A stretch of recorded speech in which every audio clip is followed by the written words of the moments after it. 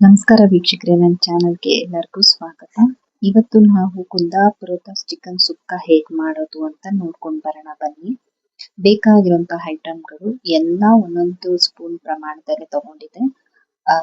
ಕಾಳು ಮೆಣಸು, ಧನಿಯಾ ಕಾಳು, ಮತ್ತೆ ಎಳ್ಳು, ಸೋಂಪು ಕಾಳು, ಹಾಗೆ ಪಲಾವ್ ಸಾಮಾನು, ಓಂ ಕಾಳು, ಚಕ್ಕೆ, ಜೊತೆಗೆ ಜೀರಿಗೆ, ಇದಿಷ್ಟು ಜೊತೆಗೆ ಮೆಣಸಿನ್ಕಾಯಿ, ಕೆಂಪು ಮೆಣಸಿನ್ಕಾಯಿ, ಇದಿಷ್ಟನ್ನು ಒಂದು ಬಾಂಡಿಗೆ ಹಾಕೊಂಡು ಹುರ್ಕೋಬೇಕಾಗತ್ತೆ. ಮೊದಲಿಗೆ ನಾವು ಏನ್ ಮಾಡ್ಬೇಕು ಅಂತ ಹೇಳಿದ್ರೆ, ಬಾಣಲಿನಲ್ಲಿ ಸ್ವಲ್ಪ ಎಣ್ಣೆಯನ್ನ ಹಾಕಿ ಅದು ಸ್ವಲ್ಪ ಕಾದ ನಂತರ ಒಂದ್ ಈರುಳ್ಳಿನ ತಗೊಂತೀವಿ. ಒಂದ್ ಈರುಳ್ಳಿ ಇದ್ರಲ್ಲಿ ಹಾಕಿ ಚೆನ್ನಾಗಿ ಫ್ರೈ ಮಾಡ್ಕೊಳ್ಬೇಕಾಗತ್ತೆ. ಸ್ವಲ್ಪ ಕೆಂಪಗೆ ಆಗಿದ ನಂತರ ಒಂದು ಸ್ವಲ್ಪ ಕೊಬ್ಬರಿ ಅಂದ್ರೆ ಹಸಿ ಕೊಬ್ಬರಿನ ತುರಿದಿಟ್ಕೊಂಡಿರೋದನ್ನ ಹಾಕ್ಬೇಕಾಗತ್ತೆ. ಕೊಬ್ಬರಿ ಹಾಕಿದ್ರೆ ತುಂಬಾ ಒಳ್ಳೆ ಟೇಸ್ಟ್ ಬರುತ್ತೆ. ಸೊ ಅದಕ್ಕೆ ಜಾಸ್ತಿ ಬೇಡ, ಸ್ವಲ್ಪ ಹಾಕಿ, ಸ್ವಲ್ಪ ಹಾಕಿದ್ಮೇಲೆ ಅದನ್ನ ಸ್ವಲ್ಪ ಹೊತ್ತು ಹುರಿಬೇಕಾಗತ್ತೆ. ನೀವು ನೋಡ್ತಾ ಇರ್ಬೋದು, ಸ್ವಲ್ಪ ಹುರಿದಿದ್ದಾದ್ಮೇಲೆ ಎರಡೂನು ಈರುಳ್ಳಿ ಮತ್ತೆ ತೆಂಗಿನಕಾಯಿ ತುರಿ ನಾವು ತೆಗೆದಿಟ್ಕೊಂಡಿದ್ದಂತ ಎಲ್ಲ ಒಂದೇ ಪ್ರಮಾಣದ ಮಸಾಲೆಗಳನ್ನ ಸೇರಿಸ್ತಾ ಇದೀವಿ ಇಲ್ಲಿ. ಸೇರ್ಸಾದ್ಮೇಲೆ ಒಂದೆರಡು ನಿಮಿಷ, ಒಂದರಿಂದ 2 ನಿಮಿಷದವರೆಗೂ ಇದ್ರ ಚೆನ್ನಾಗಿ ಹುರಿಬೇಕಾಗತ್ತೆ. ನೆನಪಲ್ಲಿ ಹುರಿಬೇಕಾದ್ರೆ ಲೋ ಫ್ಲೇಮ್ ಅಲ್ಲೇ ಇರ್ಬೇಕಾಗತ್ತೆ. ಸೊ ಇವಾಗ ಚೆನ್ನಾಗಿ ಹುರಿತಾ ಇದೀವಿ. ಸ್ವಲ್ಪ ಕೆಂಪಗೆ ಹಾಕೋವರೆಗೂ ಚೆನ್ನಾಗಿ ಹುರಿರಿ. ಒಂದ್ ಸ್ವಲ್ಪ ಹಸಿ ವಾಸನೆಗಳೆಲ್ಲ ಹೋಗಾದ್ಮೇಲೆ ಅದಕ್ಕೆ ಒಂದ್ ಸ್ವಲ್ಪ ಇದು ತೆಗೆದಿಟ್ಕೊಂಡಿರೋಂಥ ಮೆಣಸಿನ್ಕಾಯಿ ಸೇರಿಸ್ಬೇಕಾಗುತ್ತೆ. ಮೆಣಸಿನ್ಕಾಯಿ ನಿಮ್ಗೆ ಎಷ್ಟು ಬೇಕೋ ಅಷ್ಟೊಂದು ಸೇರಿಸ್ಕೊಳ್ಳಿ. ಅಂದ್ರೆ ಇದು ಕಲರ್ ಬರೋದಕ್ಕೆ ಮಾತ್ರನೇ, ಇದು ಖಾರ ಏನು ಆಗೋದಿಲ್ಲ. ಅದಕ್ಕೊಂದೆರಡು ಒಣಮೆಣಸಿನ್ಕಾಯಿ, ಬಾಡಿಗೆ ಮೆಣಸಿನ್ಕಾಯಿ ಎರಡು ಮಿಕ್ಸ್ ಮಾಡಿರೋದು ಇದು. ಸೊ ಇದನ್ನ ಹಾಕಿ ಚೆನ್ನಾಗಿ ಹುರ್ಕೊಳ್ಳಿ. ಅದ್ರ ಹಸಿ ವಾಸನೆ ಇದೆಲ್ಲ ಹೋಗ್ಬೇಕು. ಜೊತೆಗೆ 1-3 ಏಲಕ್ಕಿ ಹಾಕ್ತಾ ಇದ್ದೀನಿ. ನಿಮ್ಗೆ ಏಲಕ್ಕಿ ಬೇಕಾದ್ರೆ ಹಾಕೊಳ್ಬೋದು, ಇಲ್ಲಾಂದ್ರೆ ಬಿಡ್ಬೋದು, ನಿಮ್ಮ ಆಪ್ಷನ್. ಒಂದಾದ್ರೂ ಹಾಕ್ಬೋದು, ಎರಡಾದ್ರೂ ಹಾಕ್ಬೋದು. ನಾವಿಲ್ಲಿ ಕ್ವಾಂಟಿಟಿಗೆ ತಕ್ಕಂಗೆ ಏಲಕ್ಕಿನ ಹಾಕ್ತಾ ಇದೀವಿ. 3 ಏಲಕ್ಕಿ, ಚಿಟಿಕೆ ಅರಿಶಿನ ಹಾಕಿದೀವಿ. ನಂತರ ಮತ್ತೆ ಚೆನ್ನಾಗಿ ಹುರ್ಕೋಬೇಕಾಗುತ್ತೆ ನೀವು.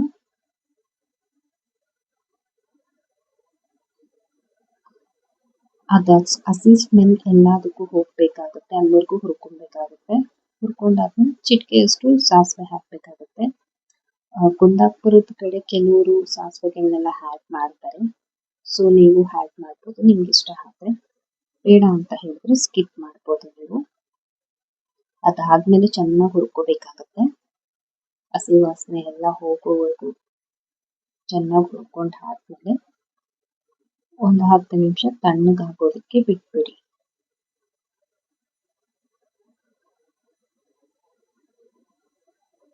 ನೋಡ್ತಾ ಇದ್ದೀರಾ ಎಷ್ಟು ಘಮ್ ಅಂತ ಹೇಳ್ತಾ ಇದೆ ಅಂದ್ರೆ, ಈ ಸ್ಮೆಲ್ಗೆನೆ ನಾವು ಇದಾಗ್ಬಿಡ್ಬೇಕು. ಸೊ ಅಷ್ಟು ಘಮ್ ಅಂತ ಹೇಳ್ತಾ ಇದೆ, ಅಷ್ಟು ಘಮ್ ಅಂತ ವಾಸನೆ ಬರ್ತಾ ಇದೆ.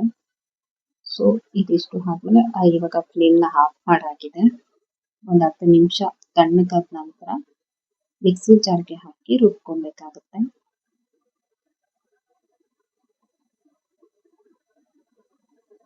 ಮತ್ತೆ ರುಬ್ಬಿ ಇಟ್ಕೊಂಡ್ ಆದ್ಮೇಲೆ ಒಂದು ಪಾತ್ರೆಗೆ ಎಣ್ಣೆ,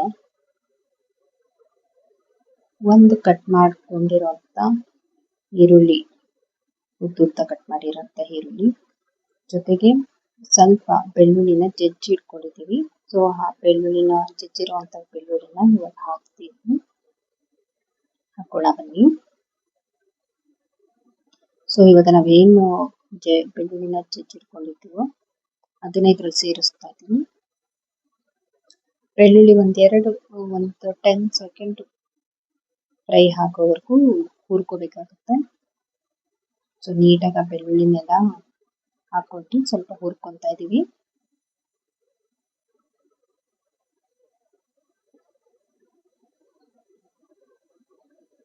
ನೋಡ್ತಿದ್ದೀರಾ ನೀವು, ಬೆಳ್ಳುಳ್ಳಿದು ಸ್ವಲ್ಪ ಹಸಿ ವಾಸನೆ ಹೋಗ್ಬೇಕಾಗುತ್ತೆ.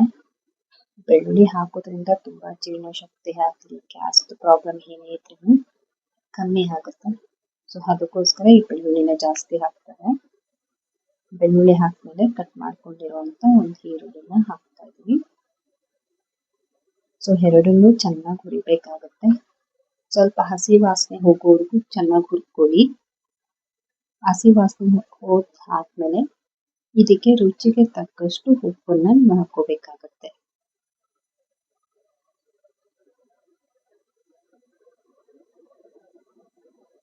ಸೊ ಇವಾಗ ಒಂದೆರಡು ನಿಮಿಷ ಎಣ್ಣೆನಲ್ಲಿ ಹುರಿಯೋಕೆ ಬಿಟ್ಟು ರುಚಿಗೆ ತಕ್ಕಷ್ಟು ಉಪ್ಪನ್ನ ಹಾಕಿದೀವಿ.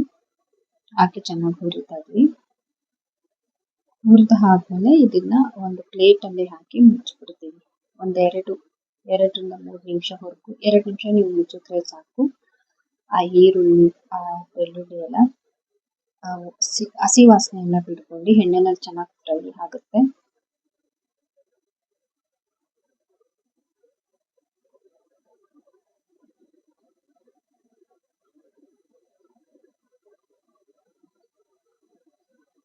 ನೋಡ್ತಾ ಇರ್ಬೋದು ನೀರು ಬಿಟ್ಕೊಂಡಿದೆ. ಸೊ ಒಂದು ಸ್ವಲ್ಪ ನೀರು ಜೊತೆಗೆ ನೀವು ಸೇರಿಸ್ಕೋಬಹುದು. ಅದಾದ್ಮೇಲೆ ನಾವು ಮುಚ್ಚಿಟ್ವಿ. 2ರಿಂದ 3 ನಿಮಿಷ ನೋಡಿದ್ವಿ. ಚೆನ್ನಾಗಿ ಅದು ಬೆಂದಿರುತ್ತೆ, ಹೀರ್ಕೊಂಡಿರುತ್ತೆ ಚೆನ್ನಾಗಿ ನೀರ್ನೆಲ್ಲ.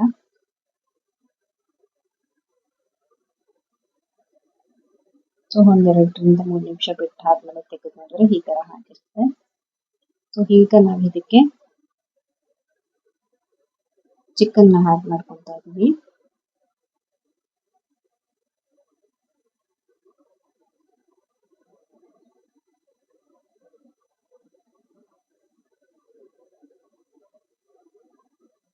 ನಾವಿಲ್ಲಿ ಸುಮಾರು 1.5 kg ಅಷ್ಟು ಚಿಕನ್ಗೆ ನಾವು ಅಳತೆಗಳನ್ನ ತಗೊಂಡಿದ್ದೀವಿ.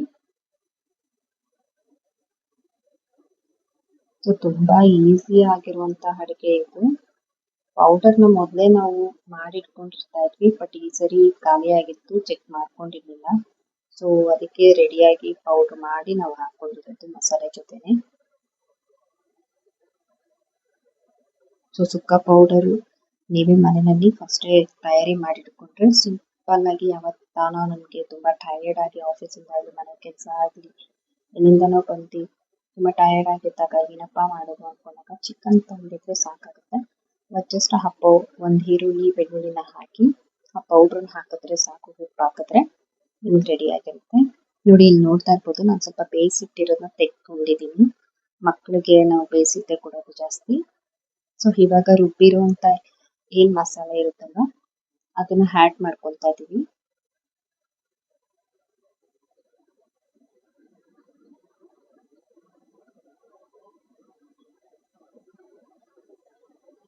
ನೀವು ನೋಡ್ತಾ ಇರ್ಬೋದು ಮಸಾಲೆ ಸ್ವಲ್ಪ ಕೆಂಪು ಬಂದಿದೆ, ಯಾಕಂದ್ರೆ ನಾವು ಬಾಡಿಗೆ ಮೆಣಸಿನಕಾಯಿ ಮತ್ತೆ ಹಸಿಮೆಣಸಿನಕಾಯಿ ಎರಡೂ ಸೇರಿಸಿರೋದ್ರಿಂದ ಕಲರ್ ಈ ತರ ಬರುತ್ತೆ. ಸೊ ಚೆನ್ನಾಗಿ ಕಲಿಸ್ಬೇಕಾಗುತ್ತೆ.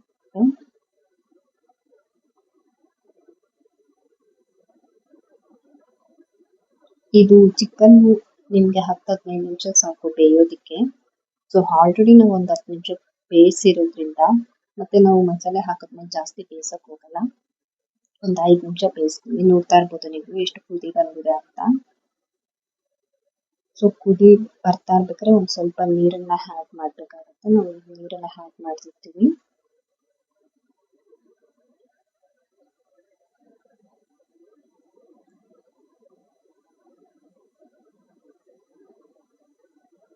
ನೋಡ್ತಾ ಇರ್ಬೋದು ನೀವು ಎಷ್ಟು ಚೆನ್ನಾಗಿ ಕುದಿದ್ಕೊಂಡು ಬರ್ತಾ ಇದೆ ಅದು ಅಂತ. ಪಾತ್ರೆನಲ್ಲೇ ಬೇಗ ಬೆಂದೋಗುತ್ತೆ. ಕುಕ್ಕರಲ್ಲಿ ಬೇಯಿಸಿದ್ರೆ ಅದು ಪುಡಿನೇ ಆಗ್ಬಿಡುತ್ತೆ. ಸೊ ನಾವು ಕುಕ್ಕರಲ್ಲಿ ಮಾಡಕ್ ಹೋಗಲ್ಲ ಆಲ್ಮೋಸ್ಟ್ ಚಿಕನ್ನ. ಸೊ ಇವಾಗ ಚೆನ್ನಾಗಿ ಕುದಿ ಬಂದಿದೆ. 1-2-3 ಸಲ ತಿರುಗಿಸಿದ್ದಾದ್ಮೇಲೆ ಈಗೇನು ಅದೇ ಹೇಳ್ದಂಗೆ ಒಂದು 5 ನಿಮಿಷ ನೀಟ್ ಹಾಕಿ ಬಿಟ್ಬಿಡಿ. ಆ ಮಸಾಲೆ ಎಲ್ಲ ಚೆನ್ನಾಗಿ ಚಿಕನ್ಗೆ ಹೊಂದ್ಕೊಬೇಕು. ಸೊ ಆ ಮಸಾಲೆ ವಾಸನೆ ಏನಿರುತ್ತೋ ಅದು ಹೋಗೋವರೆಗೂ ನಾವು ಈ ತರ ಬೇಯಿಸ್ಕೋಬೇಕಾಗುತ್ತೆ. ಒಂದು 5 ನಿಮಿಷ ಸಾಕು, ಯಾಕೆ ಆಲ್ರೆಡಿ ನಾವು ಚಿಕನ್ನ ಬೇಯಿಸಿಕೊಂಡಿದೀವಿ. ಒಂದು 5 ನಿಮಿಷ ಆದ್ಮೇಲೆ ನೀವು ನೋಡ್ತಾ ಇರ್ಬೋದು ಚೆನ್ನಾಗಿ ಬೆಂದಿದೆ ಇಲ್ಲಿ.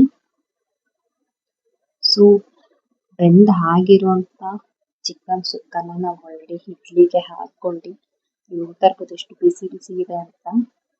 ಬಿಸಿ ಬಿಸಿ ಇಡ್ಲಿ ಜೊತೆ ಚಿಕನ್ ಸುಕ್ಕ ಜೊತೆ ತಿಂದ್ರೆ ತುಂಬಾ ಟೇಸ್ಟ್ ಆಗಿರುತ್ತೆ. ಸೊ ನೀವು ಅನ್ನಕ್ಕೆ ಹಾಕ್ಲಿ, ಚಪಾತಿಗೆ ಹಾಕ್ಲಿ, ಇಡ್ಲಿಗೆ ಹಾಕ್ಲಿ ಯೂಸ್ ಮಾಡ್ಬೋದು.